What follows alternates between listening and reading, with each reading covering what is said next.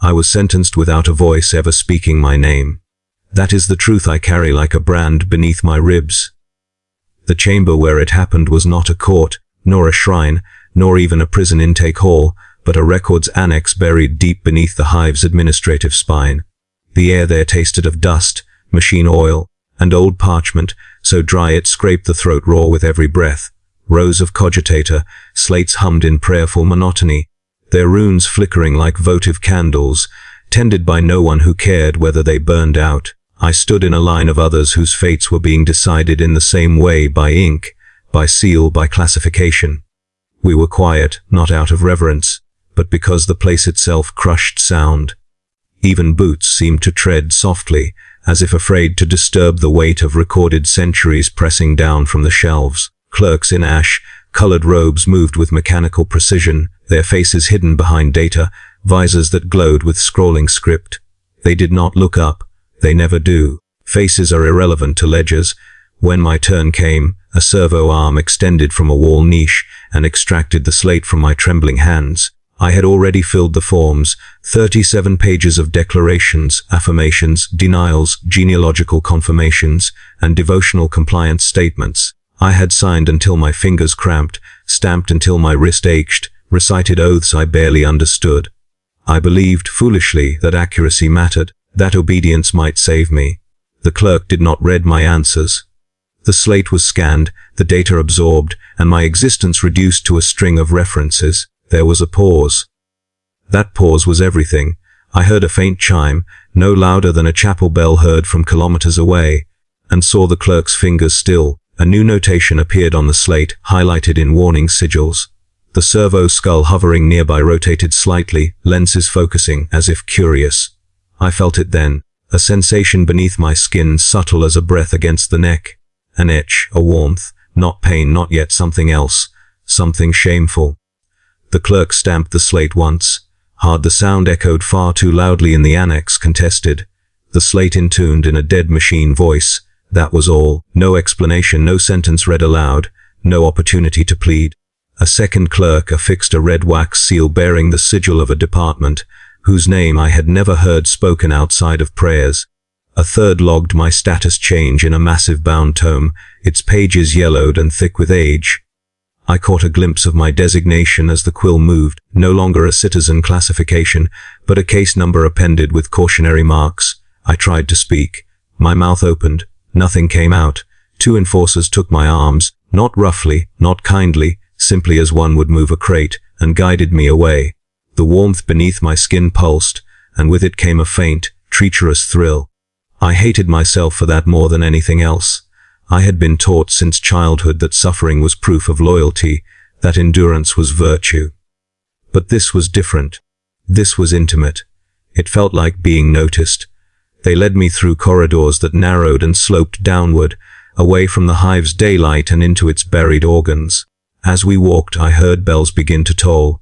Not alarm bells, not shift-change chimes, but the slow, measured ringing reserved for rites of mourning. Each note reverberated through the stone, through my bones, settling somewhere deep in my chest. I realized, with a clarity that made my knees weak, that the bells were not for the dead I had known. They were for what I was going to lose. I was placed in a holding cell scarcely larger than a storage locker. The walls were bare metal, pitted and scarred by decades of use. A single lumen strip buzzed overhead, flickering just enough to keep the shadows restless. There was a prayer etched into the door, worn smooth by countless hands tracing its letters in desperation. I traced it too, feeling the grooves under my fingertips, grounding myself in the familiar ritual. Time passed. I do not know how much. Meals arrived through a slot, tasteless nutrient blocks stamped with production codes and purity seals. I ate because the schedule demanded it. I slept because exhaustion overcame fear, and all the while the itch grew. It spread in slow, deliberate patterns, like mold blooming through walls. My skin flushed and cooled in waves. My joints ached, then tingled. Sometimes, when I pressed my back against the cold metal wall, the sensation sharpened into something almost pleasurable, and I would gasp before I could stop myself. I began to pray harder. On the third or fourth day, a robbed official arrived with a portable lectern and a stack of documents. He did not introduce himself. He read from a prepared script, informing me that my soul status had been flagged during routine audit procedures. That such flags were rare, but not unprecedented. That I was to remain in custody pending further review by appropriate authorities. That my cooperation was mandatory and my suffering, should it occur, was to be offered up as devotion. I asked what "contested" meant. He paused, consulted a page and replied, "It means you are no longer solely your own." Then he left. After that, I listened constantly to my own body, cataloging each new sensation like an entry in a personal ledger of decay. The warmth became feverish. The itch became a crawl, then a writhing need beneath the flesh. Sometimes it felt heavy and dull, like rot setting in. Other times it felt sharp and electric, every nerve ending singing too loudly. I clenched my teeth until my jaw ached, terrified of the sounds I might make if I let go. I understood then that my fate no longer belonged to chance or justice, or even faith. It belonged to offices with no windows, to departments whose mandates were written in ancient script and enforced without question. Somewhere, far above me, clerks continued their work, stamping lives into new categories. Somewhere, bells continued to toll, and beneath my skin, something waited, patient, indulgent, and cruel. They moved me like a parcel stamped urgent, not with haste, but with procedure. The door to my holding cell opened on a cycle, chime, and the same pair of enforcers reappeared, as if they had been standing there the entire time, unmoving in the corridor's dim light.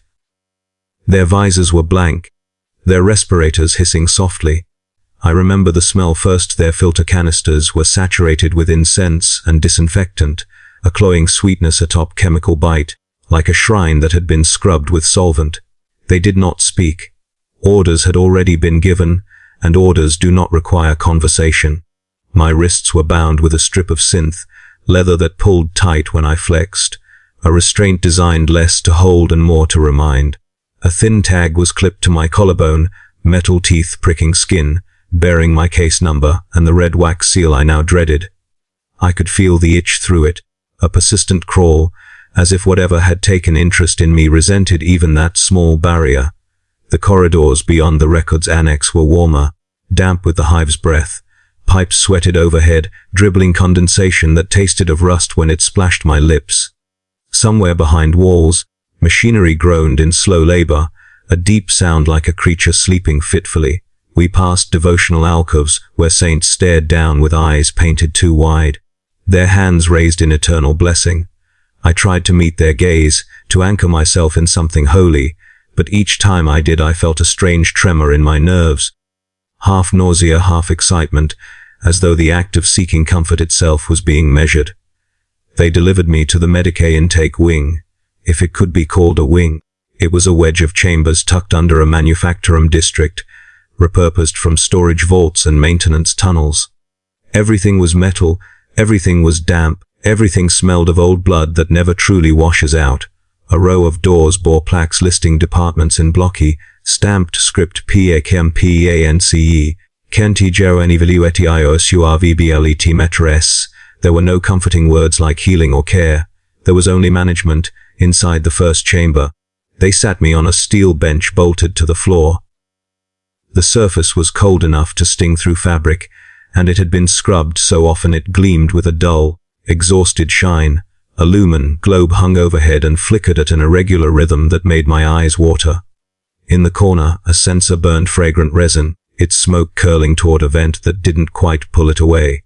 The air was thick with mixed odors: antiseptic, incense, sweat, and something else, sweet and rotten, like fruit left too long in heat. A scribe servitor rolled forward on squeaking treads, a quill arm poised, its face a blank mask of pallid flesh stretched over metal. It raised a stamped slate toward me. The slate chimed once, and a mechanical voice recited my case number. It asked for confirmation of identity. My throat caught. The itch surged behind my ears, a prickle that made my scalp tighten. I am the one assigned to this number. The servitor clicked, satisfied. It made a mark in its ledger. Then the Medicae arrived. He wore a stained apron over a robe with the insignia of his office, stitched in thread that had once been gold. His hands were gloved, but the gloves were patched, repaired, patched again. He smelled like iodine and fatigue. Behind him trailed two assistants, one human, eyes downcast, one half machine, with a metal jaw that clicked softly as if chewing air. He did not greet me. He circled like a man assessing a tool, contested. He said, not as a question but as a classification. You understand the conditions of your status? No, I admitted. The confession tasted like rust. I don't understand what I've done. The medic's gaze finally met mine, and in it I saw not cruelty, but professional interest. This is not about what you've done, he said. This is about what has been noticed in you. He motioned, and the assistant seized my arms. I flinched at their touch, not because they were rough, but because their fingers felt amplified, every pressure point singing. A shameful heat spread across my skin, and I clenched my teeth until I tasted blood. The itch had grown into something more, a low simmering sensation along my spine. As though my nerves were being stroked from the inside, they rolled up my sleeve. I expected bruises or lesions. I expected the obvious horrors whispered about in Hab, block prayer circles, bloated flesh, blackened veins, pus, stink. There were some of those, yes. Tiny red spots clustered around my elbow, a rash like pinpricks. But the medic leaned in closer, and his eyes narrowed as he saw something I couldn't. He produced a thin needle, attached to a vial with purity seals, and slid it into my vein. The pain was sharp, clean, and it should have ended there. Instead, it blossomed, radiating through my arm like warm fire. I gasped, not just from pain but from the way it spread, the way it felt. My nerves lit up as if someone had struck a tuning fork inside my bones. The medic watched my reaction and made a note. Heightened sensory response. He murmured, almost pleased. Not typical for degradation cases. He moved on to my joints. He pressed fingers into my knuckles, my wrists, my knees. Each touch hurt. Each touch also did something else. It was as if my body could not decide whether to recoil or lean into it. When he twisted my wrist to test range of motion, the joint flared with ache, and my vision swam, a wave of heat rolling through me that made my breath hitch in a way I hated. Pain tolerance elevated, he said, scribbling. And yet the subject responds as if stimulated. Interesting. The word stimulated burned hotter than any fever. Then he produced a small scalpel, sterile, wrapped in waxed cloth stamped with sigils, and drew it lightly across the skin of my forearm. A thin line of blood welled up. The sting should have been simple. Instead, it lingered humming, vibrating. I felt each bead of blood as it formed, warm against cool air. I felt the pulse beneath it. I felt my own heartbeat answer, speeding, as if excited. I swallowed hard. Please, I whispered, not sure what I was begging for. Please stop. The medic did not stop. He held my arm up to the light. Blood shows particulate, he said to his assistant. Prepare the microscope. They took my blood away. They took swabs from my tongue, from beneath my nails, from the corners of my eyes. Each scrape was pain and sensation intertwined. My skin began to itch in earnest now, not just in patches but everywhere at once, a crawling that made my muscles twitch involuntarily. Under my ribs, something heavy shifted, like a wet sack settling in place. My stomach churned with nausea, and then, inexplicably, with hunger. They placed me in a ward cell with other cases. We were separated by mesh partitions and the strict etiquette of fear. Some coughed constantly, wet and rattling. Some whispered prayers. Some stared glassy-eyed at nothing. The air was thick with disinfectant and sickness. Overhead, a speaker looped devotional instructions: endure, confess, report all symptoms, offer pain as tithe. It was there the whispers started. At first, I thought it was the speaker malfunctioning, the hymn chant warping. A syllable here, a breath there, slipping between the official words. But the whispers did not come from above. They came from within the mesh of sound itself, from the spaces between coughs, from the pauses in the hymn. You are seen. I froze. The itch surged along my spine like a hand caressing nerve endings. You have been counted. I clapped my hands over my ears, but it didn't help. The voice wasn't sound. It was something that slid along sensation, that rode the edge of pain and pleasure. Let it rot. Let it bloom. Why resist what is already yours? Another voice answered it, silkier, sharper, delighted in my distress. No, make it brighter. Make it louder. Feel every heartbeat as a hymn. Feel every cut as a kiss. I squeezed my eyes shut and rocked on the steel cot, nails digging into my palms. I tried to pray. I recited the catechisms I had learned as a child, words drilled into me with ruler strikes and incense smoke. My flesh is the emperor's, I whispered. My pain is his currency. My soul is his alone. The whispers laughed, not in sound, but in sensation. My skin crawled, my joints ached, swelling with a slow pressure that felt like wet clay being forced into cracks. When I tried to stand, my knees buckled. I felt something split inside my right knuckle with a tiny pop, followed by warm, oozing pain. I looked down and saw the joint had swollen, shiny and red, as if inflated. A Medicae assistant saw it through the mesh. Subject exhibits joint expansion. He called, voice flat. Loggers non-lethal degradation. Non-lethal. The phrase landed like a verdict. The swelling spread. Fingers stiffened, then loosened, then stiffened again. When I flexed, it felt as if my bones were rubbing against wet sand. My skin prickled with fever. Yet my senses sharpened cruelly. I could smell the mildew in the corners, the sore breath of the coughing man 2 cots over, the iron tang of my own blood where my nails had broken skin. I could hear the drip of condensation from a pipe 3 cells away. I could feel the fabric of my robe against my bruised ribs, as if each thread were a wire. It was unbearable. And then, worse, it became interesting. There were moments when the pain peaked, and instead of darkness, my mind flared bright. A rush of sensation would flood me so completely that fear was drowned beneath it. My breath would catch, my muscles would tremble, and for an instant I would feel alive in a way the hive had never allowed. Not happy, never happy, but vivid, sharp, raw. That was when the whispers leaned closest. See, the silk voice purred, you were built to feel. Don't waste it on prayer. See, the heavy voice murmured, you were built to endure. Let it happen, let it spread. There is comfort in giving up.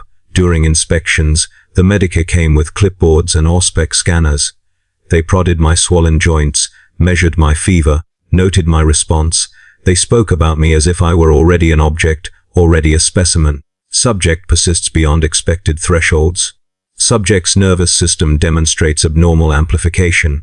Subject displays compliance despite distress. Compliance, yes. I was still complying. Even as my body betrayed me, I followed the schedule. I ate when told, though everything tasted faintly of rot. I drank the rationed water, though it smelled of metal and something sweet. I reported symptoms as required, my voice shaking. Each report was stamped and filed, my suffering reduced to numbered lines. I began to understand the true horror. I was not dying. I was being maintained. The Medicae called it, approved degradation, as if rot required authorization. He told an assistant within my hearing, we can push it further. The subject's survivability is notable.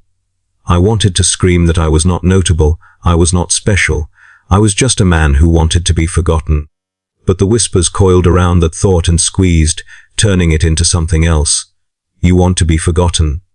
The silk voice teased. Then why do you tremble when we notice you? You want to be forgotten, the heavy voice soothed. Then rest, let go. Sink into it. I began to fear not death, but endurance. Not the end, but the continuation. The hive could crush a man easily. It did it every day. But this was a fate that required administration. Observation, a deliberate choice to keep me balanced on the edge between collapse and sensation.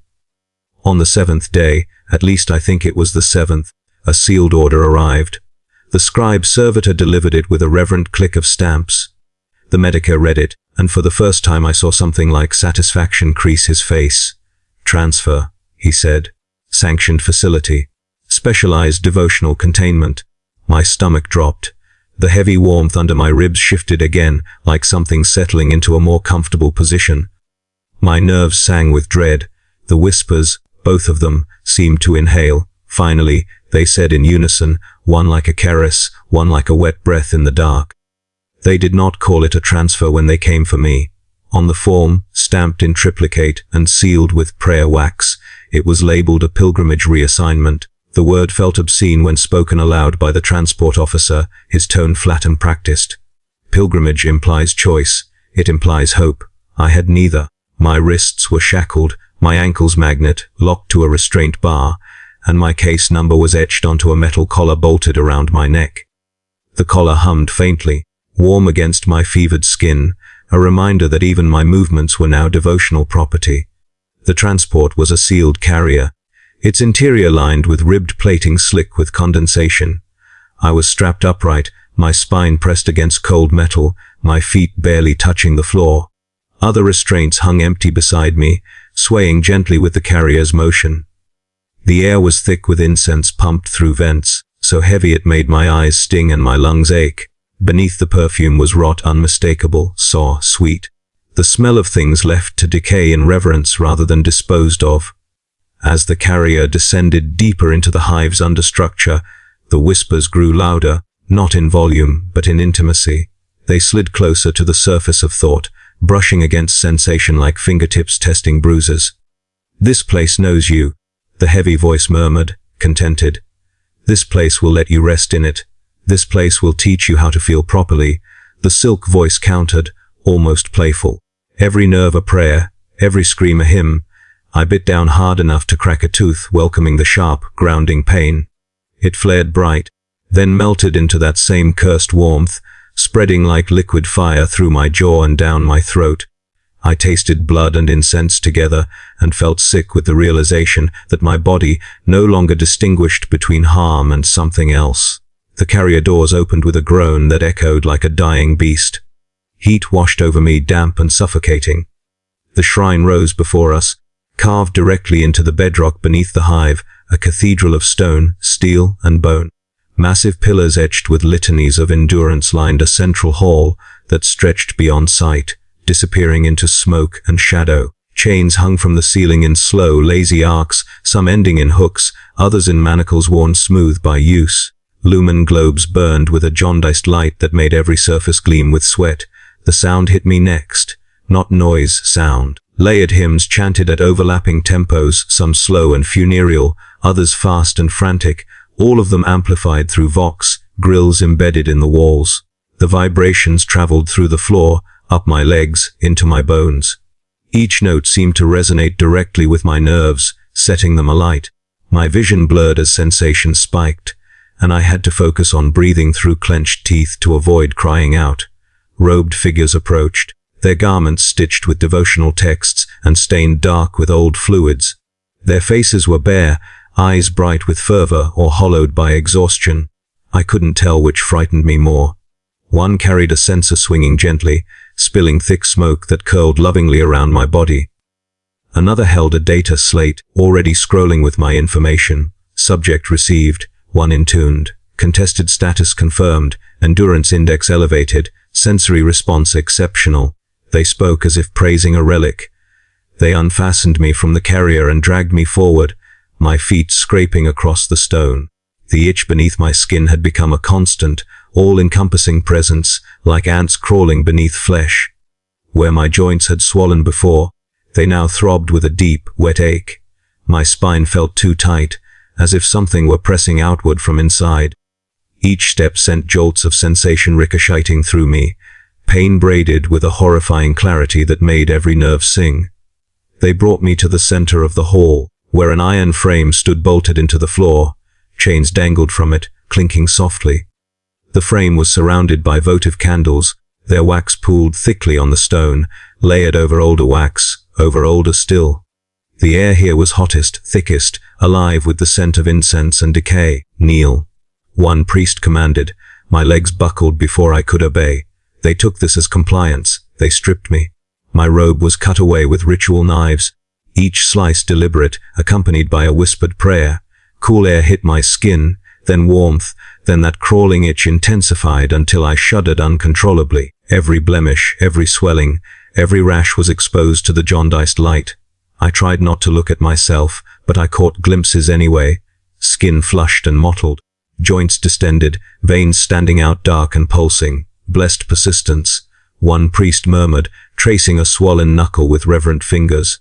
The touch sent a spike of sensation through me so intense my vision went white. I gasped, a broken sound tearing from my throat, and immediately hated myself for it. They chained me upright. The metal was cold, biting into my wrists and ankles, the weight pulling my shoulders back until my chest burned. A collar ring at my throat was clipped to a chain above, forcing my head up, my gaze fixed forward. I could not slump. I could not close in on myself. Every inch of me was presented, offered. Awareness is devotion, the lead priest intoned. Endurance is proof. They began the hymns in earnest then, increasing the volume until the sound was a physical force. The chants overlapped, some praising decay as sacred patience, others exalting sensation as divine truth. The contradictions did not matter. In this place, suffering reconciled all doctrines. Time ceased to have meaning. They did not beat me, not at first. They let me stand. Hours passed, maybe days, as the chains bit deeper and my muscles screamed. Sweat poured down my body, stinging where my skin had split. Flies buzzed lazily in the heat, drawn to the scent of blood and sickness. Sometimes a priest would approach and mark something on a slate, noting my trembling, my breathing, my continued consciousness. When my knees finally gave out, the chains held me. The pain was immense, a tearing, grinding agony as joints strained beyond their limits. I screamed then. I could not stop myself. The sound was ripped from me, raw and ugly. The reaction was immediate. The hymns swelled, voices rising in fervent approval. The silk whisper purred in delight, threading itself through the pain, amplifying it, sharpening it until it glittered. The heavy whisper pressed close, warm and enveloping, promising that if I just stopped resisting, the pain would become bearable, comfortable even. They brought tools after that, nothing elaborate.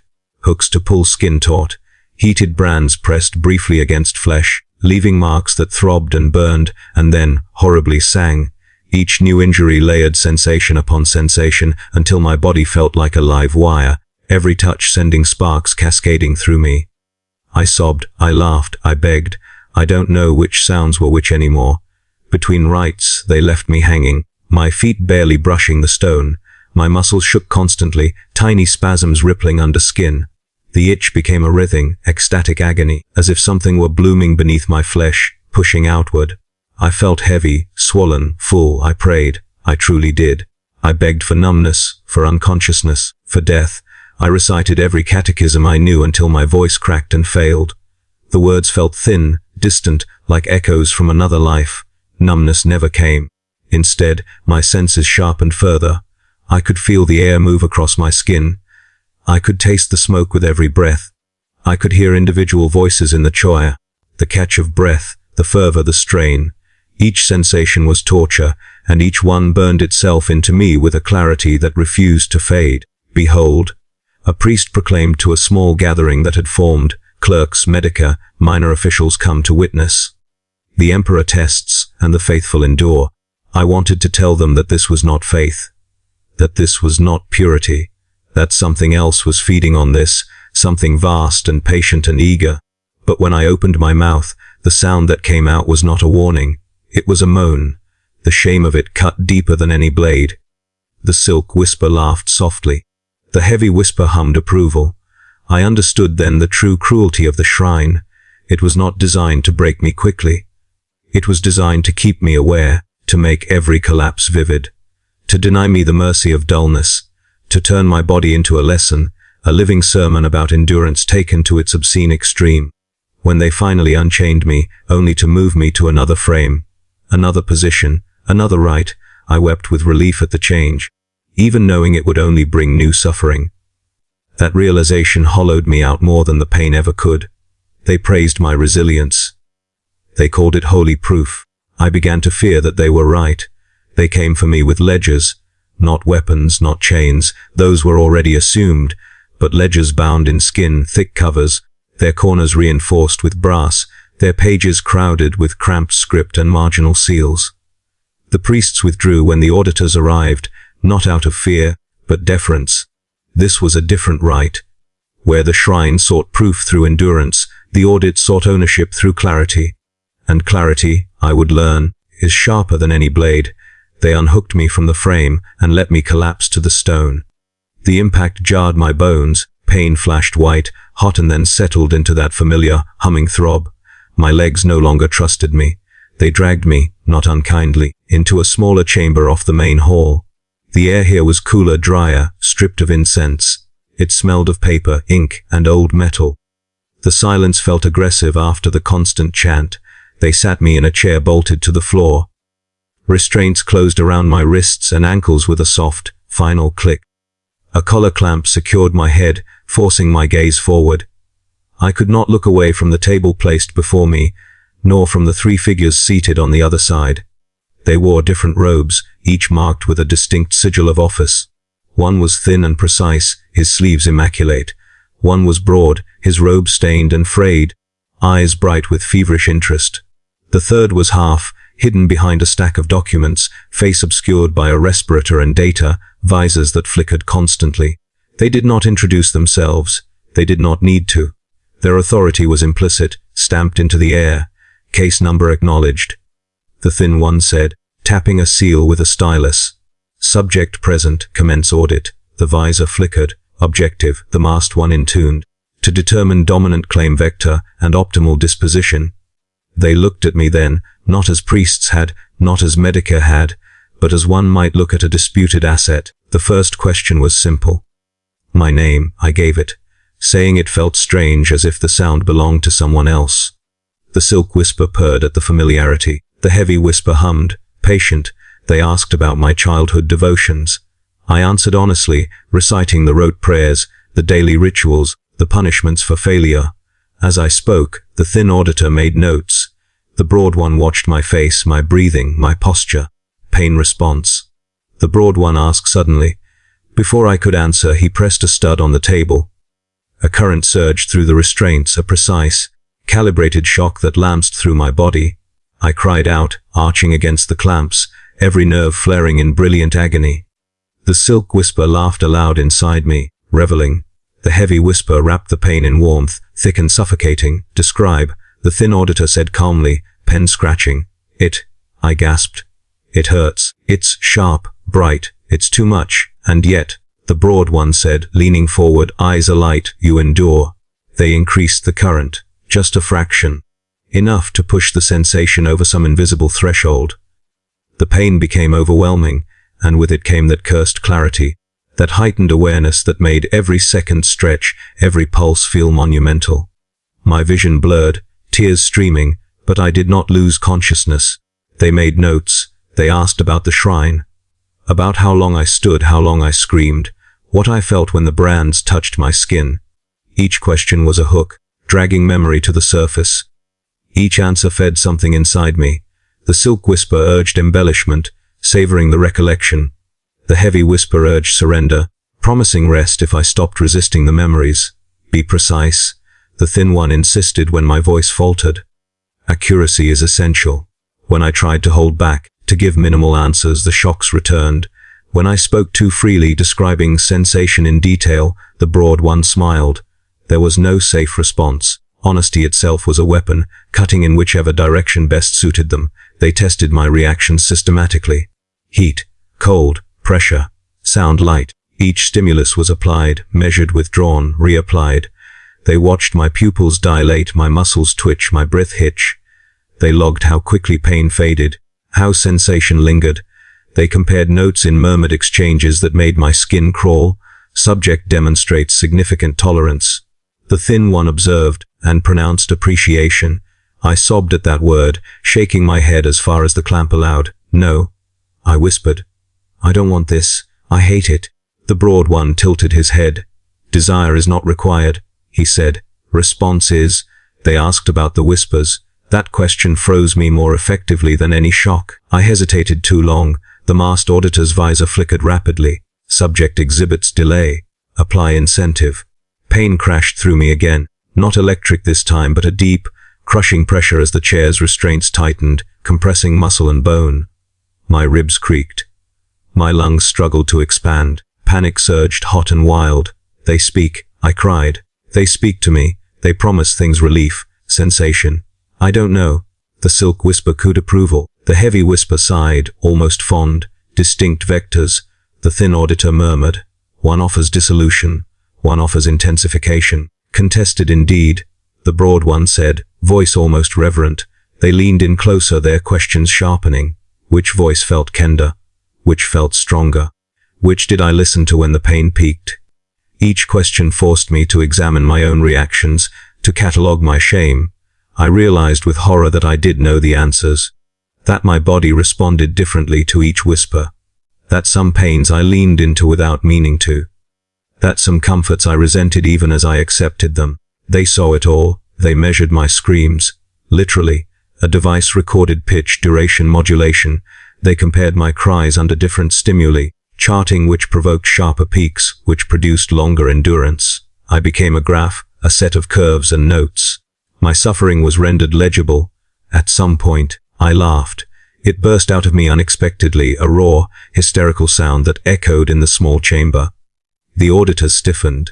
The broad one's smile widened. "There," he said softly. "That." I tried to explain.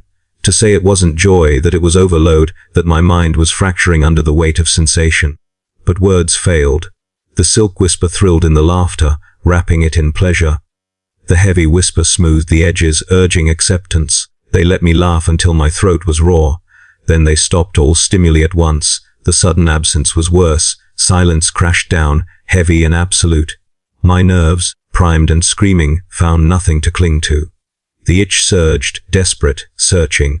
I shook uncontrollably, tears streaming, gasping for something, anything, to ground me. They watched, fascinated. Subject exhibits withdrawal response. The thin auditor noted. Absence of stimulus induces distress. Dependency formation potential. The masked one added. That was when I understood the true purpose of the audit. They were not deciding my fate. They were optimizing it.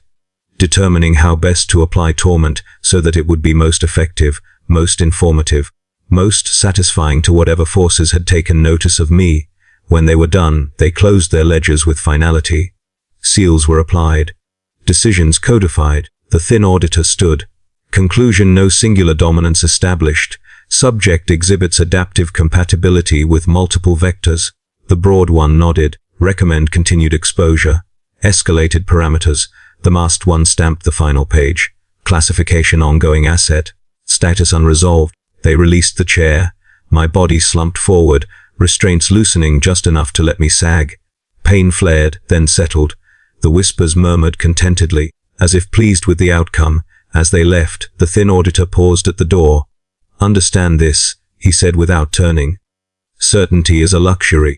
You are no longer entitled to it." The door sealed behind them.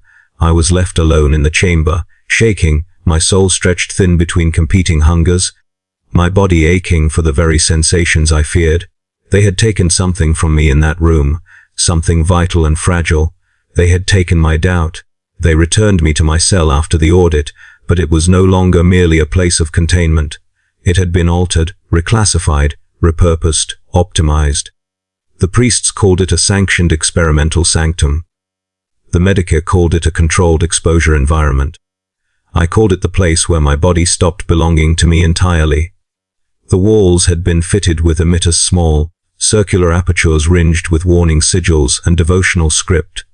Cables snaked along the floor and ceiling like veins, pulsing faintly with power. The air was warmer here, thicker, laced with a chemical sweetness that made my head swim. A steel cot sat in the center, its surface ridged and slotted, restraints folded neatly at the sides. Above it, a cluster of lumen globes burned at varying intensities, cycling through brightness levels that made shadows crawl and retreat. They laid me down gently, almost tenderly, as if handling a relic. The irony nearly broke me. Restraints closed around my wrists, ankles, chest and throat. Not tight, never tight at first. The pressure was calculated, designed to allow movement, tremor, expression, awareness. A Medikey adjusted a dial on the wall and nodded in satisfaction as my skin prickled in response. I felt the change immediately, a low hum beneath my flesh like static waiting for a spark. "Baseline established," he said, recording something on a slate. "Begin cycle." The first sores appeared within hours. They bloomed along my arms and torso, raised and angry, skin stretched thin and glossy. At first they itched, an unbearable, crawling itch that begged to be scratched. When I tried, the restraints shocked me lightly, a reminder. The itch intensified, deepened, until it became a burning pressure, as if my skin were trying to peel itself away from muscle. Then they split. Warm fluid seeped out, thick and foul, smelling, streaking down my sides. The pain was immense, a raw, open agony that made me scream, and beneath it, threaded through it, that cursed heightened sensation. I felt every droplet as it slid, every pulse of my heartbeat pushing more filth to the surface. My nerves sang, overstimulated, alive. The whispers were immediate. Yes, the heavy voice murmured, pleased. This is how it should be. Let it open. Let it drain. Look how vivid it is, the silk voice crooned. Every rupture a masterpiece. Feel it all. I sobbed, shaking against the restraints, my body racked with conflicting urges to recoil, to curl inward, to somehow press into the pain and make it sharper, clearer. The emitters in the walls activated with a soft chime, releasing bursts of heat, then cold, then vibration. Each change sent fresh waves of sensation through me, layering agony upon agony until my mind reeled. Servitors came then. They moved with jerky precision, metal limbs clicking softly. One carried a tray of instruments, scrapers, clamps, absorbent cloths. Another held a tank of cloudy fluid. They did not speak. They never do. They set to work on my wounds with mechanical efficiency. The scraper bit into my skin, dragging across open sores to remove dead flesh and pus.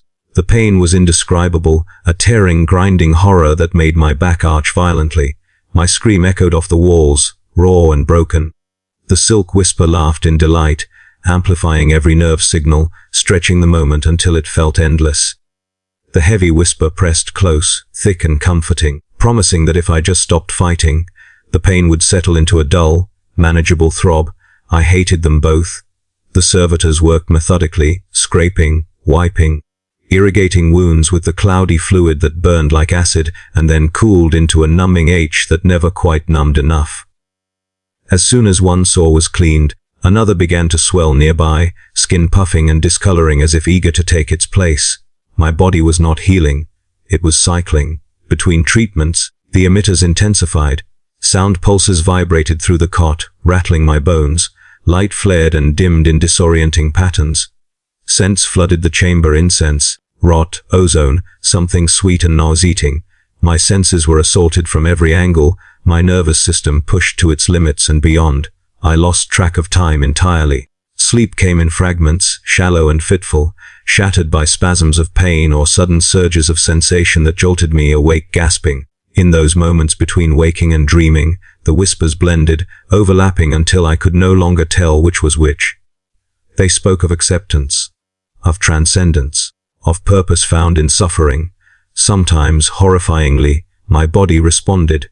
There were moments when the pain peaked and something in me leaned into it, chasing the clarity that followed.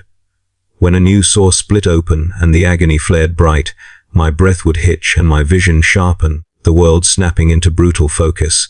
I would feel everything, air on skin, blood pulsing, muscles trembling, with an intensity that made the hive's grey misery feel distant, unreal. In those moments, a shameful heat spread through me, and I would bite my tongue until I tasted blood, desperate to anchor myself in revulsion. Hope died quietly, not in a scream, not in a dramatic revelation, but in small administrative increments.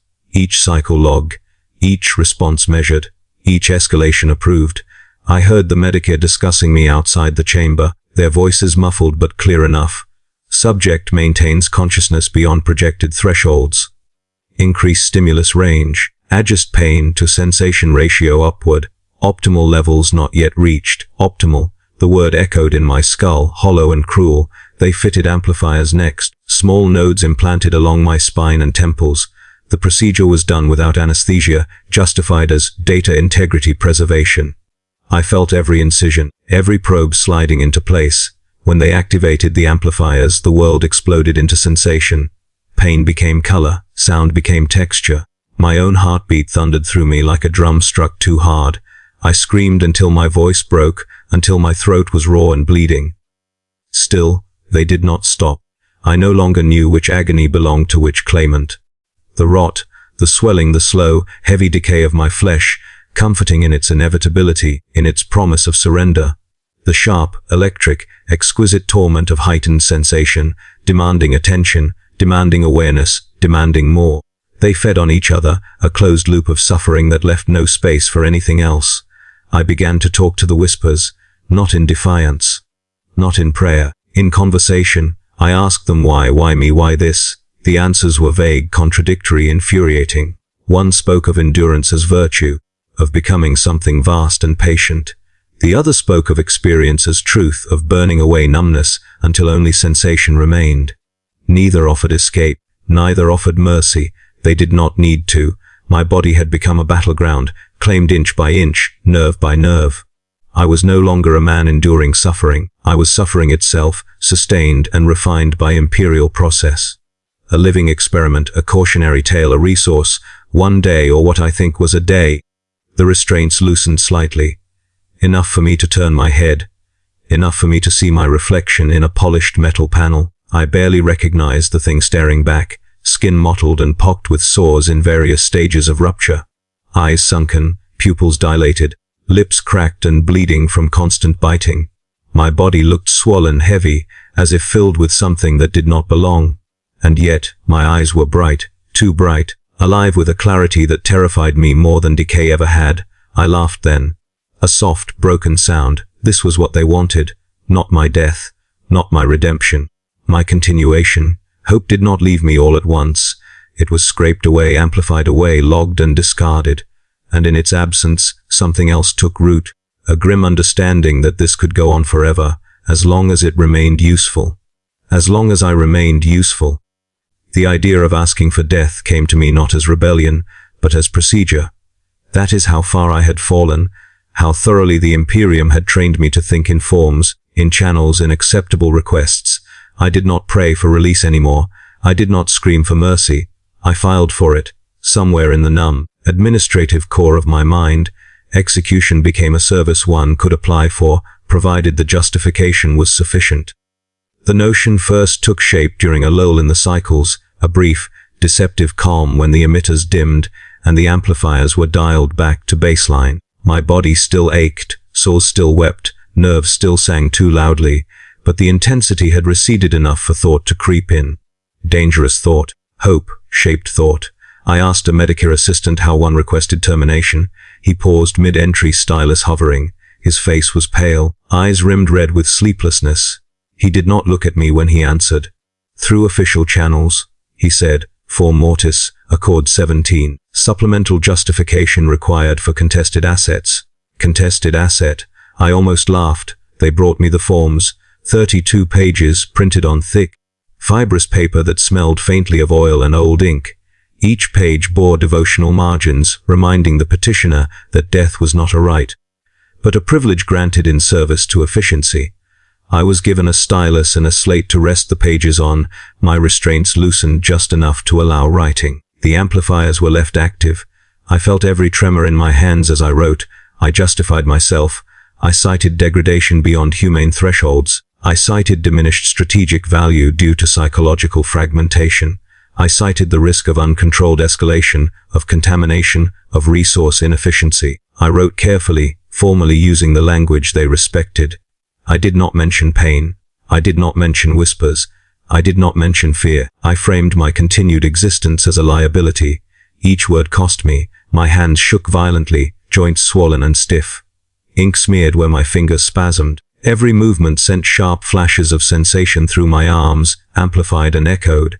Sweat dripped onto the pages, smudging script. I apologized for the mess in the margins, an ingrained reflex. The silk whisper mocked my diligence. The heavy whisper urged patience, content with the slow rot of effort. When I finished, I sealed the petition with trembling hands, pressing the wax stamp until heat burned my palm. The pain flared bright and clear. I welcomed it, if only because it felt finite. They took the petition away. Waiting was worse than torture. The cycles resumed, but something had shifted. I endured scraping, irrigation, stimulation, amplification, but now there was an added layered anticipation. Each new pain carried the question with it. Will this be the last? Each new surge of sensation whispered the possibility of an ending. Hope, I learned, is not the opposite of despair. It is its accomplice. Days or weeks passed. Time meant nothing in the sanctum. My body continued its obscene rhythm of decay and sensation. New modifications were added while my petition sat somewhere in an inn, tray, stamped and waiting. They opened me further. The Medici explained it clinically, as if discussing a routine upgrade. Structural reinforcement required, he said. Subject must endure higher parameters without catastrophic failure. They cut into my chest, spreading ribs with a mechanical retractor. I felt every millimeter of intrusion, every wet sound as flesh parted.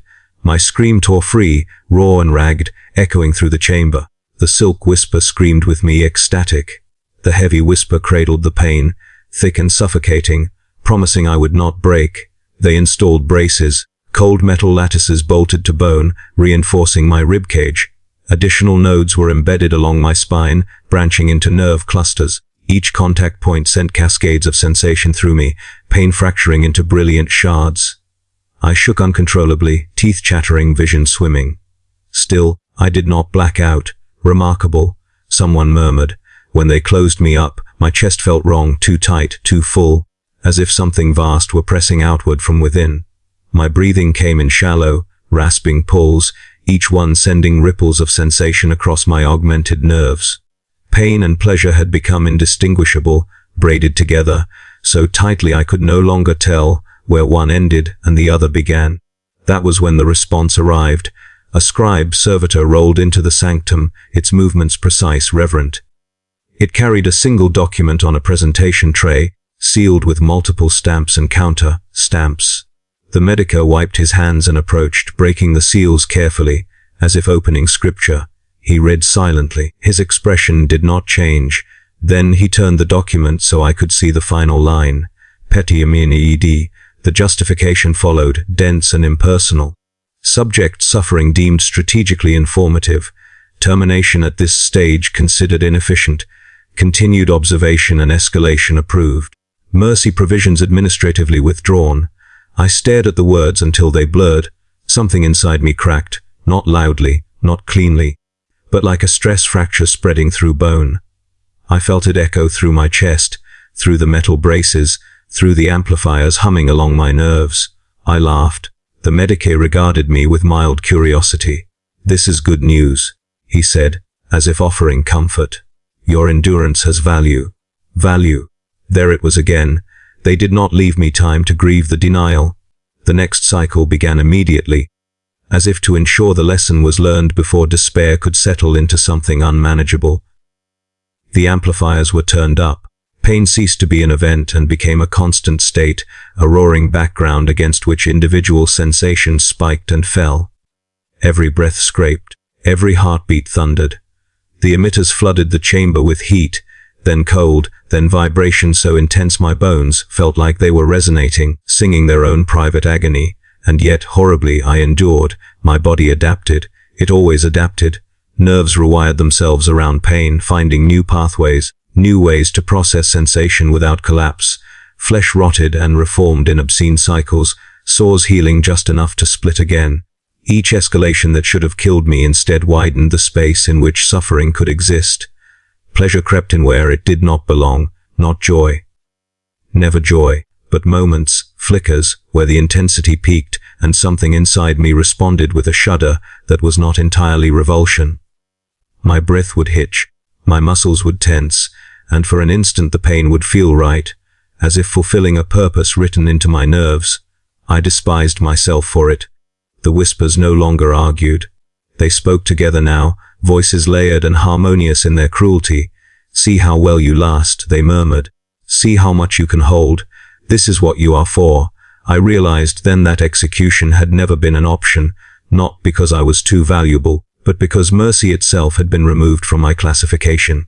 There was no form for it, no channel, no appeal. The Imperium had looked at my suffering and found it acceptable, even desirable. I was not meant to be saved. I was meant to continue. As the next cycle began, stronger, harsher, deeper than the last, I closed my eyes and tried to remember what it felt like to want escape. The memory was distant, fragile, already fading under the weight of sensation. When I opened my eyes again, all I could feel was the present. And the present was endless.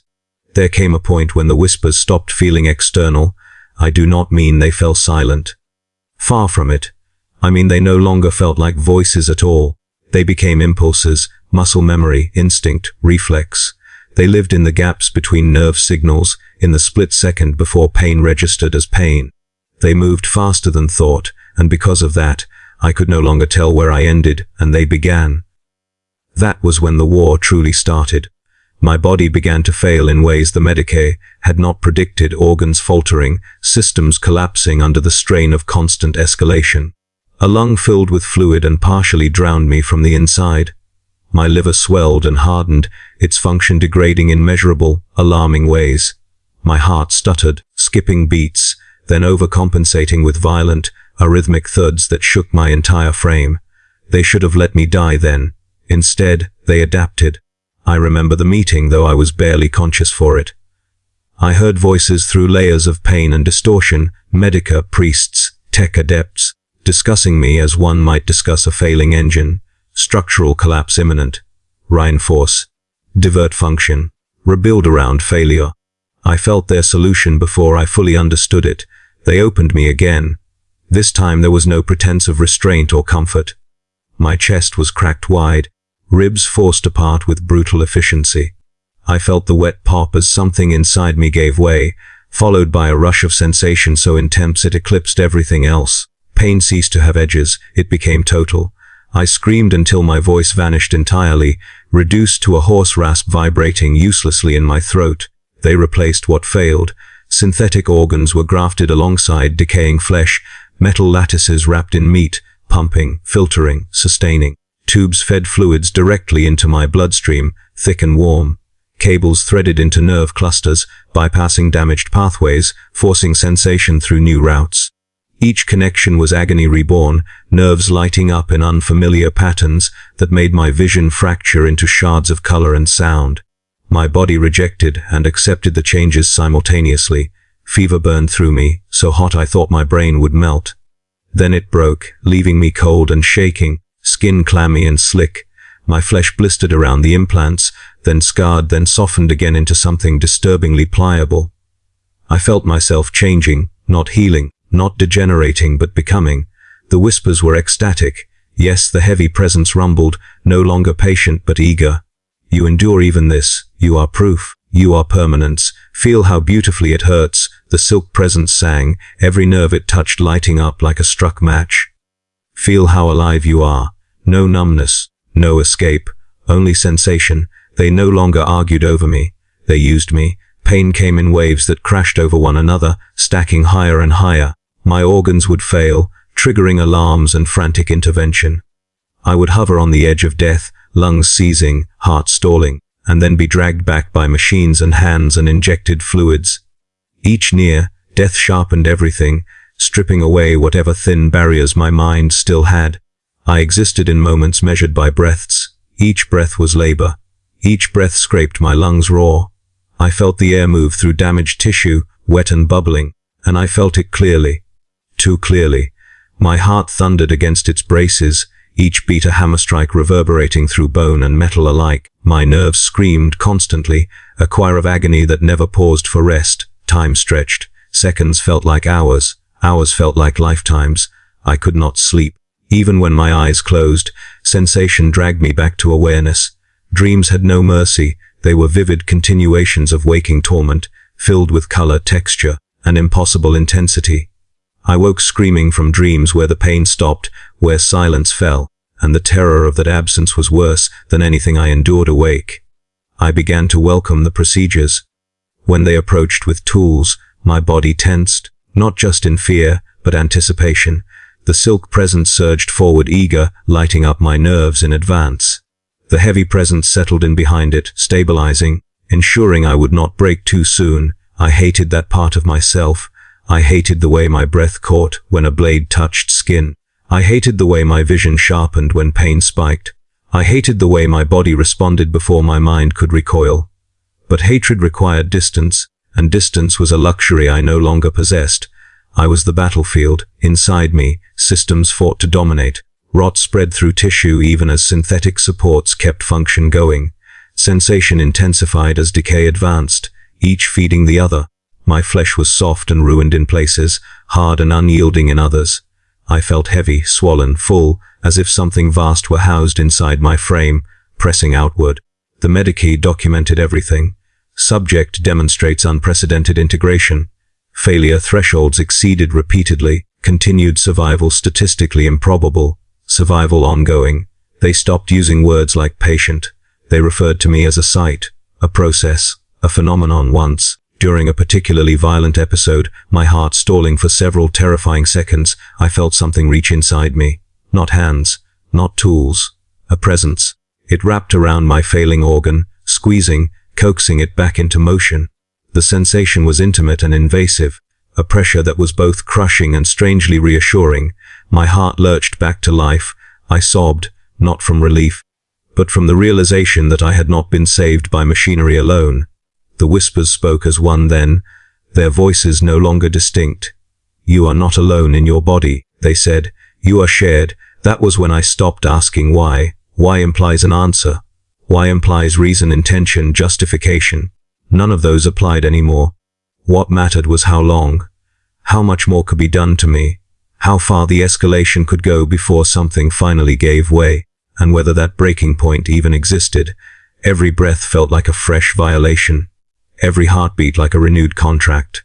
I was aware of everything, always, of the fluid cycling through tubes in my veins, of the metal grinding faintly against bone when I shifted, of the slow, inexorable rot that never quite finished its work. I was no longer a man suffering damnation. I was damnation sustained. The war within my skin did not seek victory. It sought continuation, endless escalation, endless proof that suffering could be stretched, refined, shared, and the Imperium watched, recorded, and approved. By the time they sealed the chamber and reduced visits to maintenance, only intervals, I had forgotten what it meant to want escape. Desire itself had been stripped down to raw sensation, pain and its echo, sensation and its afterimage. I existed in that loop, aware and unending, until even the priests stopped coming, until even the decay grew silent, until the war inside me settled into a terrible, stable equilibrium. In the end, there was no triumph, no apotheosis, no moment where one hunger devoured the other and raised me up as proof of victory. There was only a quiet administrative decision. I did not hear it announced. There were no hymns, no proclamations, no final rites. I learned of it the way I learned everything else in that place, through absence. The medica stopped coming daily, then weekly. The priest's chants faded from the corridors, replaced by the distant thrum of machinery rerouted elsewhere. Even the whispers within me grew patient, watchful, as if waiting to see what would happen next. I had become inconvenient. My body no longer yielded useful data. The escalation had reached a plateau where further torment produced diminishing returns. I endured too well. I adapted too completely. The war within my skin had stabilized into something self-sustaining, a closed system of rot and sensation that no longer required constant adjustment. From an administrative standpoint, I was solved, but unresolved. They sealed the decision with stamps and silence. The day they moved me, there was no ceremony. Servitors arrived, silent and efficient, their metal limbs humming softly. They disconnected external feeds, but left the internal systems intact. Tubes were rerouted, power supplies swapped to long-term units designed to function without oversight. My restraints were adjusted, not to free me, but to accommodate transport without interrupting awareness. Awareness was still mandatory. They placed me in a coffin, like container lined with prayer, etched plating and vibration-dampening seals. The interior was just large enough to hold my body, braces and all. I could not turn my head. I could barely breathe without feeling the walls brush against me. The lid closed with a hiss of pressure equalization, plunging me into dim red lumen light. As they moved me through forgotten corridors, I felt the hive change around me. The air grew colder, drear. The background hum of life, the distant screams, the clatter of industry, the ceaseless chant of devotion, fell away. We descended into places no one visited unless something had gone wrong. The vault was ancient. They slid my container into a slot carved into stone reinforced with steel bands older than memory. Around me were others, sealed chambers, storage units, reliquaries, containment sarcophagi, each marked with warning sigils and classification codes that had outlived the reasons they were created. This was where the Imperium put problems it did not wish to solve, but could not destroy. A clerk arrived last. He was old, stooped, his hands shaking as he consulted a data slate. He did not look at my face through the container's viewing slit. He read my case number, cross-referenced it with a ledger thicker than his arm, and nodded. Unresolved anomaly, he murmured. Status archive, monitoring passive. He affixed a final plaque to the vault wall. It bore no name, only a designation and a warning. DONATNG, DOM and E. Then they left. The lights dimmed further, settling into a low, power glow designed to last centuries. The vault sealed with a sound like the closing of a tomb. The silence that followed was immense, crushing in its completeness. I waited for something to happen, for death, for release, for transformation, for madness. None of it came. My body continued as it always had. Rot bloomed and receded in slow cycles. Sensation surged and settled, waves rolling through nerves that could never go numb. The braces held. The synthetic organs pumped. The amplifiers hummed softly, ensuring I remained aware of every change, every pulse, every decay. The whispers remained, but now they were distant, not gone. Never gone. But quieter, as if satisfied. They no longer urged escalation. They no longer competed. They rested within me, coiled and patient, content with what I had become. Time lost meaning entirely. Days, years, decades, nothing marked their passage. My thoughts drifted in slow, looping patterns, interrupted by spikes of pain or sensation that reminded me I still existed. Sometimes I tried to pray, but the words felt hollow, echoes from a life that no longer applied. Sometimes I screamed, just to hear a sound, but the container swallowed it whole. I thought often of the bells I had heard at the beginning, tolling for the dead. I understood now that they had not been announcing my death at all. They had been announcing my removal. I was no martyr, no lesson publicly displayed, no warning shouted from pulpits. I was a footnote sealed in stone, a case number that clerks might stumble upon centuries later and quickly move past, uneasy with the implications. And yet I endure. My body continues its endless decay and sensation, fed by systems that will never shut down unless the Imperium itself forgets how. I feel everything, the slow creep of rot, the sharp flare of sensation, the weight of my own existence pressing in on itself. I am claimed by neither hunger, yet abandoned by all. This is my confession, spoken into the dark where no one listens. When two infinite desires reach for the same soul, they do not tear it apart. They leave it behind.